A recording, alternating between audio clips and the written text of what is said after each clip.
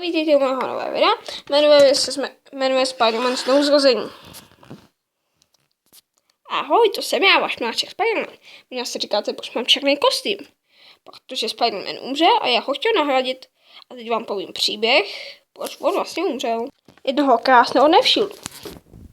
Ahoj Spider-Man, jsem rád, že jsi přišel. No a co mi chcete vůbec?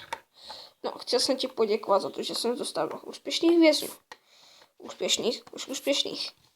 Chtěl jsem říct neúspěšných, ale chyba se vloudila. Jen, zdravím tě, agente 13. Co je? Nic, jenom takhle tady prostě pocházím po chodbě. Hustý, že jste najednou vzali ty vězni. Neřeš to, jo? Pane, chtěl jsem vám říct, všechno je v pohodě. No, to vím taky, to bych věděli bez toho, že všechno. Ahoj Spider-Man, to jsme my, tví kamarádi. Venom, Masakr a Elektra. Myslíš si s náma hrát?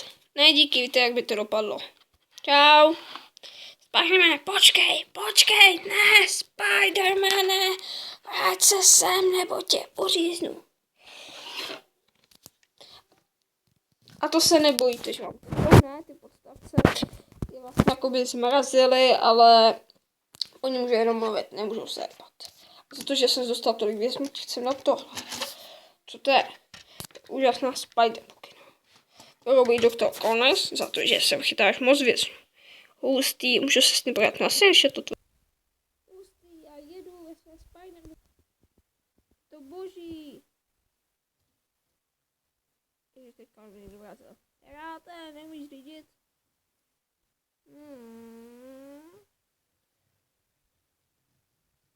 Tak to jde.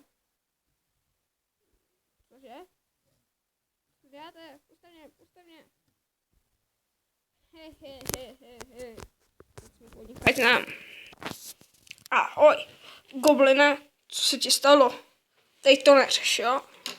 Já myslím, že jsi byl vyhoštěný. No, jak mě to vcuslo do portálu, mě to docela změnilo. Takže vypadáš jako skřet.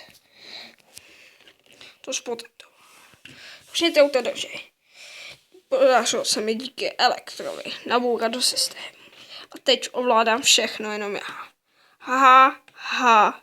Přesně než. Protože jsem já, Goblin. Jsi rád, že jsem se vrátil?